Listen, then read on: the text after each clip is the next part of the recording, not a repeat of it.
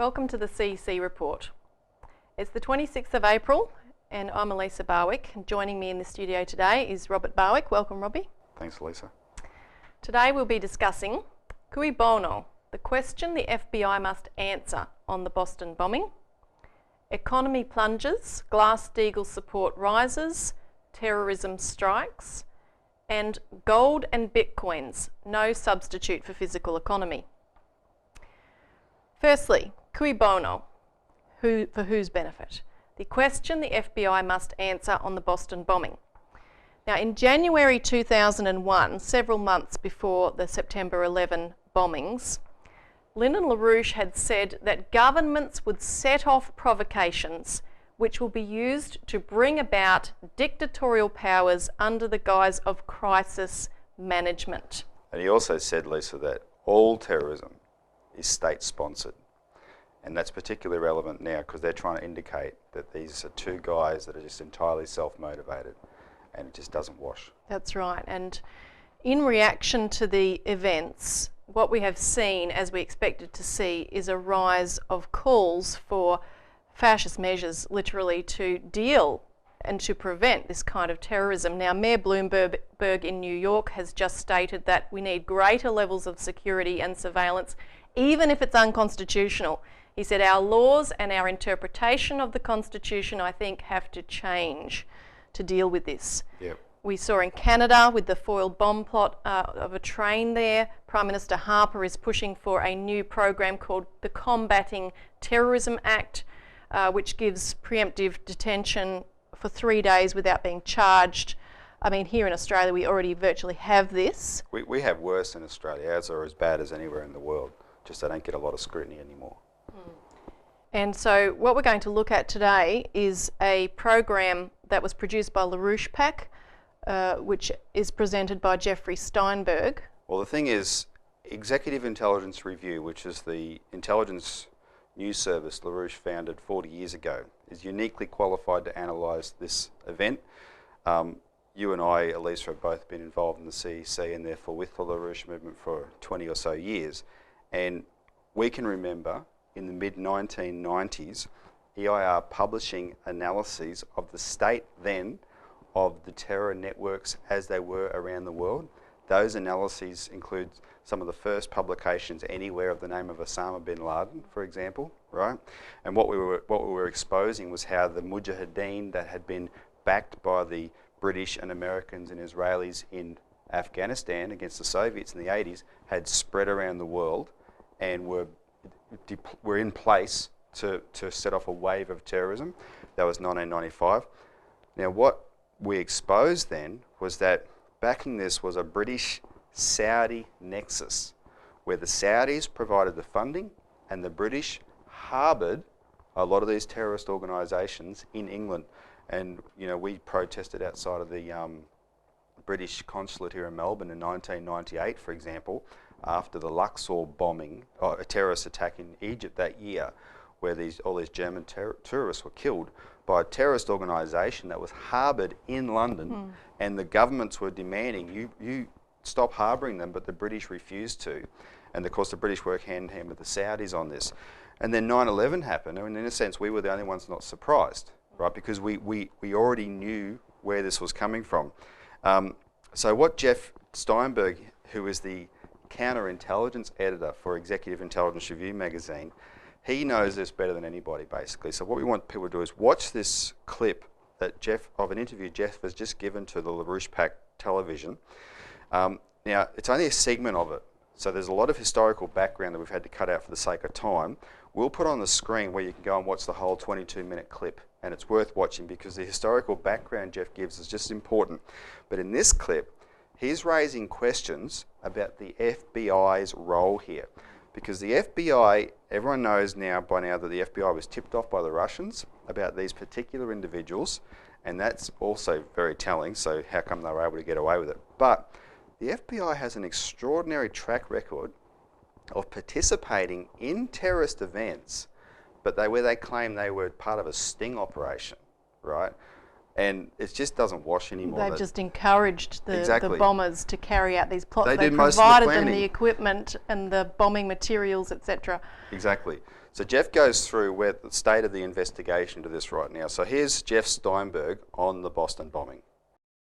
Now, one of the things that was very encouraging and fairly unique is that almost instantaneously, from the point that some of the earliest information came to the surface about the Boston bombing, a number of leading members of the U.S. Congress, for example, Congressman Michael McFaul, Texas Republican chairman of the House Homeland Security Committee, immediately raised some questions about the role of the FBI in the Boston incident. Now, the FBI has officially and publicly confirmed that they were contacted sometime during 2011 by officials of the Russian security services and asked to specifically look into the activities of Tamerlan Tsarnaev, the older brother of the two accused bombers.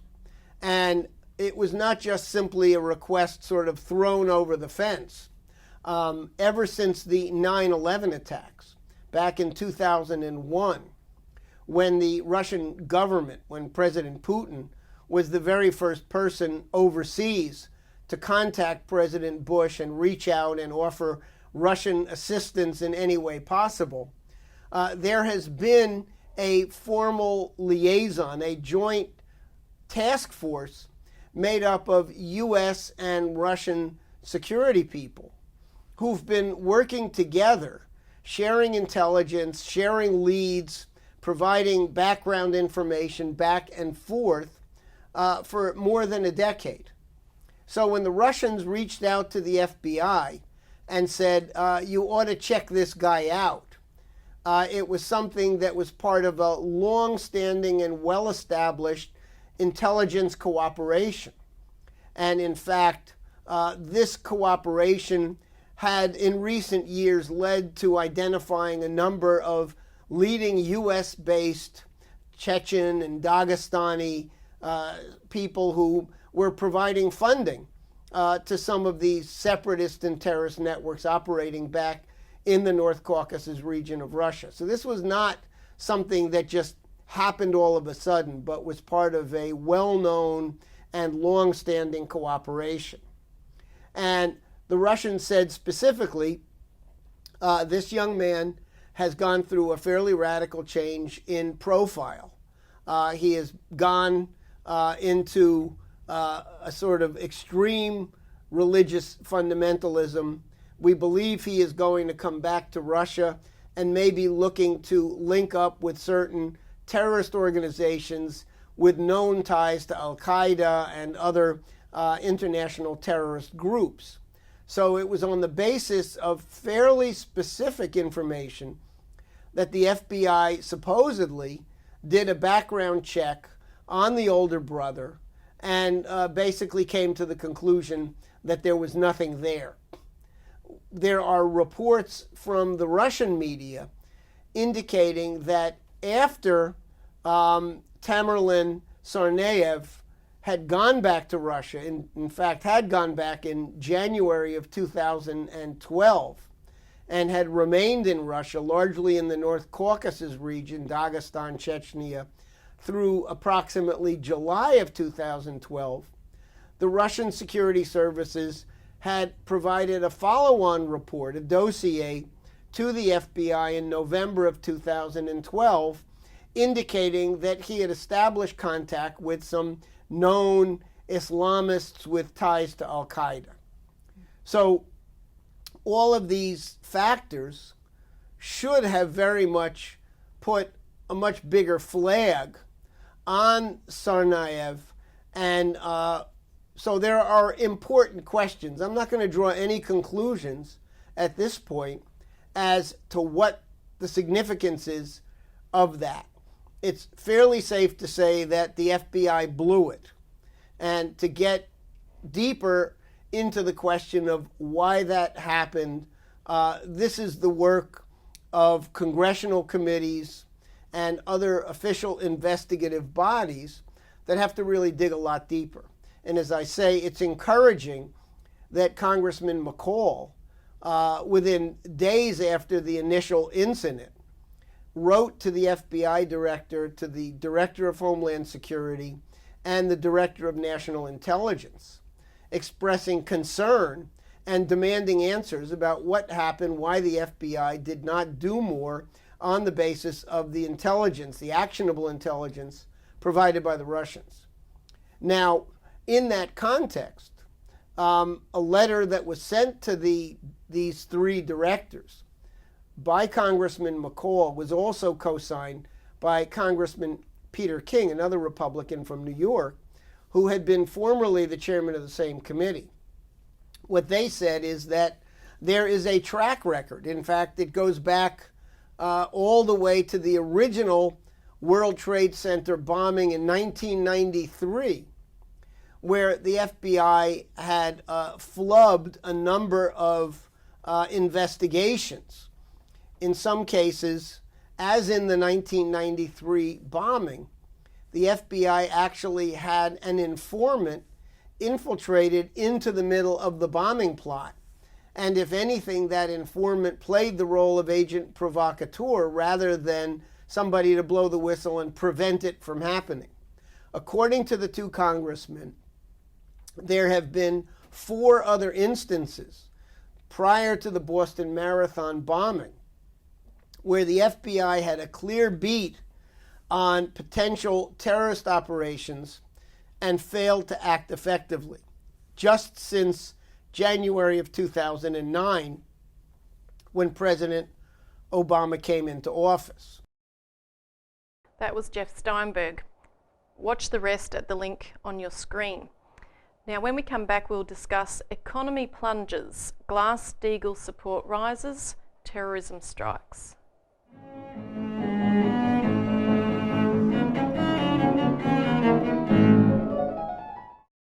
Welcome back to the CEC Report. Our next item is economy plunges, Glass-Steagall support rises, terrorism strikes. Now, this terrorism we've just seen, Robbie, is occurring at another point of desperate economic collapse, which is like 9/11, right? Yeah. If people remember the 9/11 terrorist attacks, what they should also remember is the state of the economy at the time. Now, at the beginning of 2001, you'd seen this plunge in the stock market, the dot-com bubble. And what we had for the rest of that year was a series of explosions which claimed some of the biggest corporations in the world. And a lot of them were American ones like Enron, Global Crossing, Tyco. These were the biggest bankruptcies in history today. And in Australia, a week after 9/11, the Ansett Airlines went under because it was already going bankrupt, right? And that was the year the CEC, because we'd been forecasting this economic collapse, we put a lot of effort into producing our book, What Australia Must Do to Survive the Depression, and we published it the week of the 9/11 terrorist attacks because we knew that's what the real issue was. It was overshadowed somewhat. Well, the terrorist attack happened. EIR documented, Executive Intelligence Review documented there was a really dodgy changing of the books of a lot of these big Wall Street banks under the cover of the big market, the lengthy market closures at the time. So anyway, it was an economic real crunch point in which the terrorist event occurred, and you see a similar pattern now, which you'll just go through some of the predicates for people. Yeah, just by way of an update, there's been a number of things in the last week, such as, again in Cyprus, the rules being changed, where originally it would not have been the case that the insurance companies and the various charities and private educational bodies, they were not going to be looted of their deposits.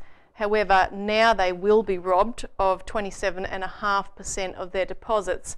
And in fact, the largest charitable body on the island, the Greek Orthodox Church, has lost €100 million. And they have to do it, Lisa, because this bail-in was never going to work anyway. So they're going to keep stealing people's money so the whole system doesn't exist anymore. Exactly. Now, on the other side of the Atlantic, quite hilariously, there was an IMF meeting in Washington at which America's supposed growth was put up as the model for Europe to follow. Now, this supposed growth is just purely based on pumping up, again, hilariously, of the property bubble of all things.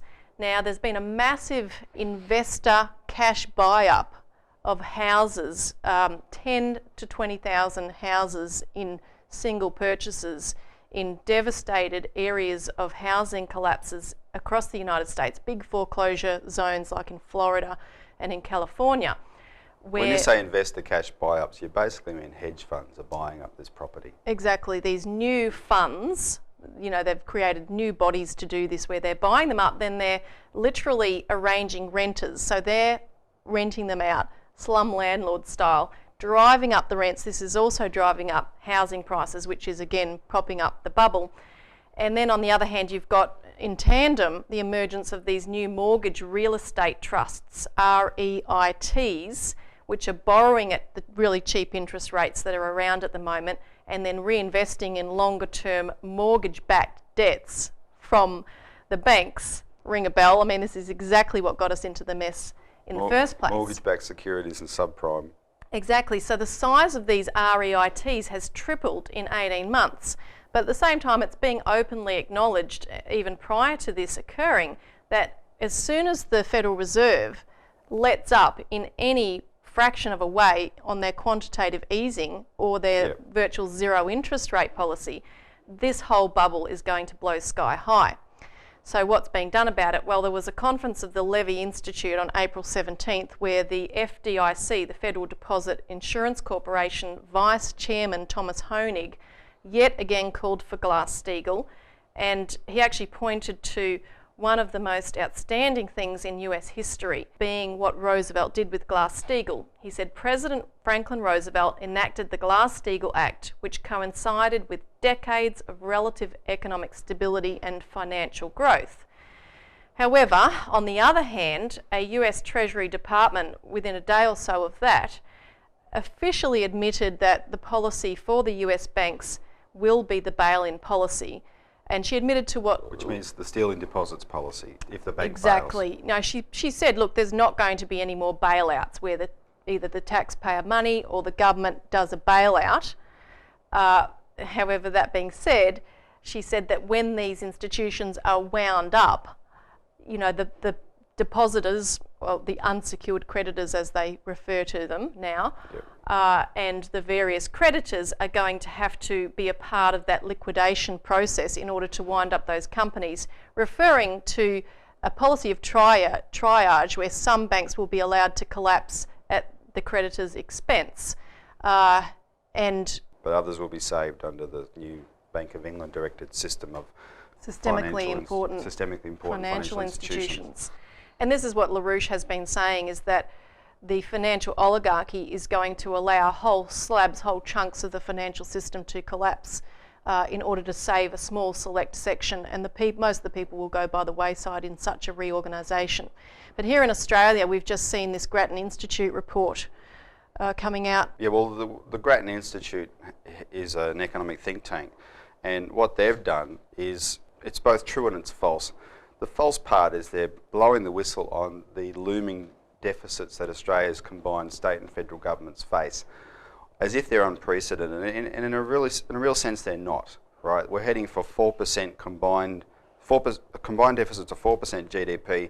Well, in the Keating era, the federal government alone had a deficit of 2% of GDP. Right? And they're talking federal and state. They're talking federal and state. The issue though is deficits aren't good. Right, especially if you can't avoid them, and you can't avoid them because the economy's collapsed. That's the problem. No one wants to admit that. They're trying to make a big deal about a deficit that's supposedly on a sound economy. No, it's not a sound economy. Every time Holden lays off manufacturing workers, that means we don't have a sound economy. Every time we shut down a smelter, we don't have a sound economy. So they're not good, but they're using it as the excuse to soften up the population for Greece and European-style austerity. Australians are being told, look, you've had 10 years of living high on the hog, Now you're going to cop it. And Abbott's going to have open slather Yeah. to do this when he comes in. No, exactly. And we're seeing, in the time we've got, we're seeing one little example of it in WA, which we mentioned last week. The farmers over there have never been in a worse crisis. This is our wheat belt that feeds a big chunk of the world. And the government over there is using the budget as an excuse not to help them out. And that's terrible. In the next segment, we're going to discuss gold and bitcoins, no substitute for physical economy.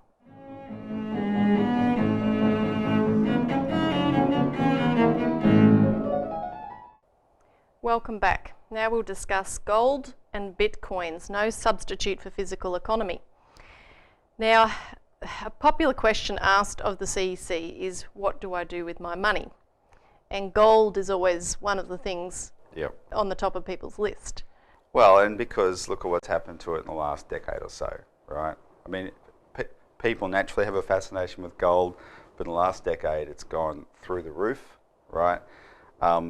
It's not as good as people think, but certainly on paper it looks pretty spectacular, where it's, you know, from $400, I think it was, to a peak of $1,800, something like that. And then there's another one I wanted to talk about as well, which is bitcoins. Now, some of the viewers, if they're watching this on YouTube, on the internet, might know about bitcoins. If they're watching this on Channel 31, they may not know. Bitcoins is like a virtual gold, and it's a currency that operates online on the internet, and it's basically, you know, you're putting your faith in well-programmed algorithms as if that's a currency. So are you actually buying anything real or not? No, you're buying something virtual, but because it's accepted, because it's traded, and the algorithm is supposedly secure, and you can swap these things around, then it's accepted. Now, here's the thing with bitcoins, which has caught but the people in the know, it's caught their fascination and imagination as much as gold bugs. Because in February, these things were worth $20. And then Cyprus hit. And when Cyprus hit, they were worth about $30. And within a few weeks, they had hit $266. And then, of course, they crashed. $160 in a day. But then, of course, gold also crashed. You know, something like 130. The biggest single one-day drop in gold for 30 years. Now, here's the point. If you want to put your faith in those things, they're always going to crash, because they are not what's real. Yes, gold is physical, but gold is only a medium of exchange, right? It's not valuable in and of itself. It might have been used, you know, it had a value on the lunar module that lands on the moon, right? It had a function then, but there's no actual value in and of itself. It's because people value it as a medium of exchange and it looks nice. And I'm going to be upsetting a lot of people saying this, but sorry, it's true. King Midas, the story of King Midas was a lesson to the world. Right? King Midas is the guy who wanted his wishes to come true, and he wanted everything he touched to turn to gold. And it was all great until he touched his food, and that turned to gold, and he couldn't eat it. And he touched his daughter, someone he loved, and she turned to gold. And then he realised, hang on, gold does not rate compared to what's real. And that's the issue here. You know, you might think, well, yeah, but if everything collapses, then surely gold will have some value then. Well, yeah, gold will have value in a dark age, but human life won't.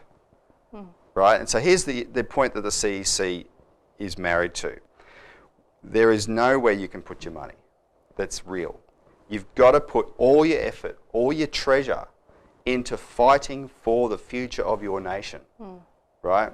The American founding fathers, when they started their revolution against the British, they said, we want your life, your liberty, and your sacred honour, because there is no alternative to success. If we fail, we're dead, right? This is, the world is in a situation where the British are reasserting their monetary power to take the world economy back to something that can only hold 1 billion people, and everyone else is going to die. And we have to fight for nation states that can, through the power of their nation state, have currencies that support investment in food production, etc., to keep everyone alive. That's what the CEC is fighting for. So go to our website and join us. That's all for this week's show. Join us again next week.